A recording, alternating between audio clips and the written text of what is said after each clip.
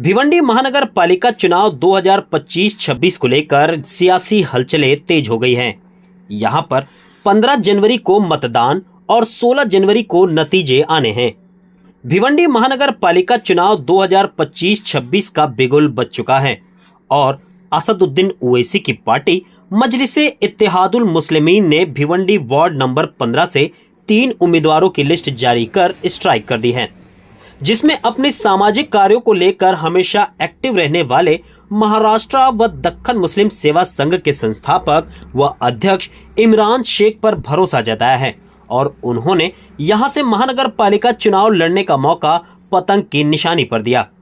वहीं ward number 15 में इमरान शेख के साथ वार्ड नंबर 15 रश्मीन रऊफ खान मोतीवाले, जो कि पहले भिवंडी महानगर पालिका के वाइस प्रेसिडेंट रह चुके हैं, उनकी बेटी पर भरोसा जताया। वहीं पैनल में एक और महिला पर भरोसा जताते हुए मजलिसे इत्तेहादुल मुस्लिमीन ने उर्मिला विजय चौधरी, जो कि महानगर पालिका के एक्स कॉर्पोरेटर शिवसेना पार्टी से थे, लिस्ट जारी होते ही कार्यकर्ताओं में भारी उत्साह देखा जा रहा है। स्थानीय लोगों का कहना है कि इस बार वार्ड नंबर 15 में मुकाबला बेहद कड़ा होने वाला है। ऐसे कॉम्बिनेशन से वार्ड नंबर 15 का नया राजनीतिक समीकरण से विरोधियों को कड़ी टक्कर मिलने की पूरी संभावना देखी जा रही है। मजलिसे इत्तेहादुल मुस्लिमीन नेतृत्व का दावा है कि ये उम्मीदवार सिर्फ चुनाव लड़ने नहीं बल्कि वार्ड की बदहाली दूर करने और जनता को हक दिलाने के लिए मैदान में उतरे हैं। मीडिया से बात करते हुए वार्ड नंबर 15 के मजलिसे इत्तेहादुल मुस्लिमीन के उम्मीदवारों ने क्या कहा, वो सुन लेते हैं। आज यहाँ पर प्रेस कॉन्फ्रेंस लेने की सबसे बड़ी वजह यह है कि 2025-26 के बीएमसी चुनाव डिक्लेयर हुए और हम लोग वार्ड नंबर 15 से AIMIM पार्टी से हम लोग कंटेस्ट कर रहे हैं इस इलेक्शंस को। ये ऐलान करने के लिए आज हम लोगों ने प्रेस कॉन्फ्रेंस ली है। इसके अंदर मैं जेंट्स कंटेस्ट कर रहा हूँ वार्ड नंबर 15 क से, और ब से हमारे रश्मीन रऊफ खान जो है, हमारे रऊफ खान मोतीवाले जो है माजी वाइस प्रेसिडेंट BNMC के, वो उनकी बेटी कंटेस्ट कर रही है। और क में OBC के लिए हमारे विजय चौधरी साहब जो हैं, उनकी वाइफ उर्मिला विजय चौधरी जो एक्स कॉर्पोरेटर है शिवसेना की, हम लोग तीनों जन मिलके AIMIM से इस बार वार्ड नंबर 15 से उम्मीदवार हैं। बिल्कुल जानता हूँ मैं। MIM के इच्छुक जो फॉर्म थे वो भरे गए थे सैफ पठान साहब जो थाना जिला के ज़िम्मेदार हैं उनके पास में।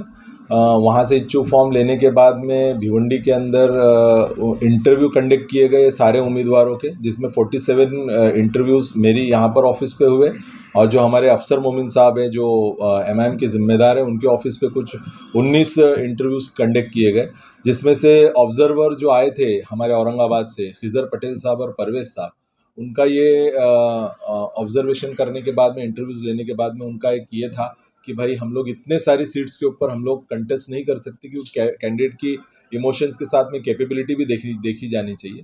तो उनका ये डिसीजन था कि हम लोग सिर्फ 3 या 4 प्रभाग के अंदर इलेक्शन लड़ाएंगे। तो 3-4 प्रभाग जो उन्होंने डिक्लेयर किए, ward number 15, ward number 5, ward number 12 और वार्ड नंबर 10, 11 में नहीं 10 में, और एक कैंडिडेट जो है अफरोज़, उसको वार्ड नंबर 7 से एक सिंगल सीट दिया गया। बैकग्राउंड देखिए, जो मेरा बैकग्राउंड तो सारे प्रेस वाले जानते ही हैं। मैं महाराष्ट्र दक्खन मुस्लिम सेवा संघ का प्रेसिडेंट हूँ और दक्खनी समाज के लिए मैं काम करता हूँ। और जो मेरे साथ में ब में है वो रश्मीन रऊफ खान उनका नाम है, जो हमारे माजी वाइस प्रेसिडेंट है भिवंडी BMC के, उनकी बेटी है, वो कंटेस्ट कर रही है। और उर्मिला विजय चौधरी जो कि शिवसेना की माजी नगर सेविका है, वो हमारे साथ मिलकर MIM पार्टी से कंटेस्ट कर रही है। मैं उनके लिए सबसे ज़्यादा खुश हूँ कि भाई उन्होंने उस चीज़ को समझा, MIM को कोई कम्युनल पार्टी नहीं समझा, एक सेक्युलर पार्टी समझकर एक नॉन मुस्लिम बंदा इस सिंबल पे लड़ने के लिए आता। ये हमारे लिए बहुत फ़ख्र और गर्व की बात है, और उनको पूरी जिताने के लिए उनको पूरी जान लगाकर हम लोग काम करने वाले हैं कि कम से कम ये तीनों पैनल, 2 मुस्लिम और 1 हिंदू हम लोगों ने जो साथ में लिया है, ये कॉम्बिनेशन जीते और महाराष्ट्र में एक अच्छा मैसेज जाए कि आप जो कम्युनल या B टीम होने का जो आरोप लगाते हो MIM के ऊपर, वो आरोप कम से कम हम लोग धोने का काम करेंगे इंशाल्लाह। तो हर इसके अंदर है, भिवंडी शहर तो इसका सबसे बड़ा एग्जाम्पल आप देख रहे हो कि एक समाजवादी का आमदार होने के बाद में कांग्रेस के टिकट बांट रहा है। इससे बड़ी गुटबाजी क्या होगी? बराबर है, समाजवादी के टिकट के सामने कांग्रेस की टिकट बांटी जा रही है, वो भी समाजवादी के आमदार द्वारा। ये सबसे बड़ी गुटबाजी है। ठीक है, छोटी छोटी बातें हर पार्टियों में रहती है। आपने कहा मौका और हमेशा दूसरों को समर्थन करती है पार्टी, तो मैं इस पे ये कहूँगा कि भाई अभी तक पार्टी बीएमसी एमसी के अंदर नहीं गई, किसी भी एक कैंडिडेट अभी तक जीत के नहीं गया, ना आमदार बना है यहाँ से, ना नगर सेवक बना है, तो उनको मौका मिलना चाहिए। वो अपना एक आइडिया ऑफ डेवलपमेंट क्या है वो बताएगी। 15 के अंदर पिछले 10 साल से शिवसेना का नगर सेवक है एक, और दूसरा जो नगर सेवक है वो 15 साल से या 20 साल से यहाँ पे शिवसेना का नगर सेवक है। इसके पहले कांग्रेस को भी मौका मिला है यहाँ पे। लेकिन आप अगर पूरे वार्ड के अंदर सर्वे करेंगे और पूरे वार्ड के अंदर घूमेंगे तो जो बेसिक इंफ्रास्ट्रक्चर है वो भी डेवलप नहीं है वार्ड के अंदर। तो वार्ड तो पूरा खस्ता हालत है, कहीं ना कहीं किसी भी पार्टी ने कोई काम किया नहीं है यहाँ पर। तो ये मौका हम लोग को मिलना चाहिए। तो हम लोग बेसिक इंफ्रास्ट्रक्चर हो गया, एजुकेशन के ऊपर हो गया, फिर बाद में आरोग्य के ऊपर हो गया, ये सारे काम हम लोग करने की कोशिश करेंगे। मेरा नाम रश्मीन अनस अली सैयद है और मेरी क्वालिफ़िकेशन है, मैं बीएससी की हूँ केमिस्ट्री से, और मैं अभी इंटीरियर स्टाइलिंग और आर्किटेक्चर कर रही हूँ डिप्लोमा। अभी परस्यूइंग हूँ, मैं शादी के बाद अपनी पढ़ाई कंप्लीट कर रही हूँ, मेरा शौक कंप्लीट कर रही हूँ इन सेंस, और मैंने शादी के पहले अपना बीएससी कंप्लीट किया हुआ है।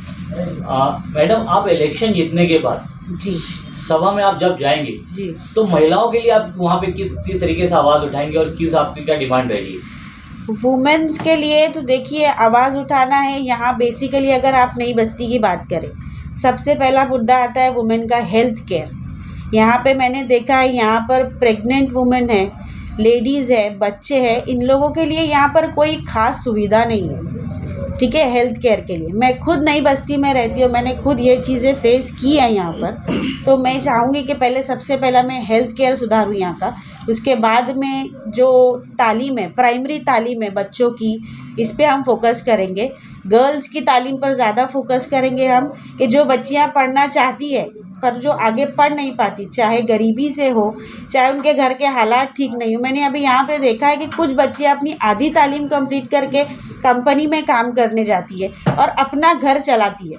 तो बच्चियों को वो हक मिलना चाहिए कि वो अपनी तालीम कंप्लीट करे और एक अलग लेवल पे अपने आप को रिप्रेजेंट करे कि हम यहाँ पर एक एजुकेशन कंप्लीट करके यहाँ पर एक अच्छे ओहदे पर काम करने आए हैं, वो भी एक स्लम के बैकग्राउंड से। और मेरे साथ तो इमरान भाई है ही, तो हम मिल के कोशिश करेंगे। विजय सर है, इनकी वाइफ है, हम आएंगे मिल के कोशिश करेंगे कि, और मैं बचपने से देख रही हूँ हर जगह थोड़ा थोड़ा डेवलपमेंट है।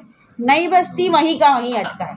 यहाँ लोग आते हैं, बच्चे पैदा होते हैं, बड़े होते हैं, एक टाइम बाद में आने के बाद में बच्चों का यहाँ पे कोई फ्यूचर नहीं होता। तो हम वो फ्यूचर प्लानिंग करेंगे आगे चल के बच्चों के लिए, कि ताकि यहाँ पे जो बच्चे हैं, लड़के भी और लड़कियाँ भी, ये बढ़ के एक ऐसी जगह पहुँचे जहाँ जाके इनको एक अच्छा और साफ रोज़गार मिले। प्रेशर तो कुछ भी नहीं था।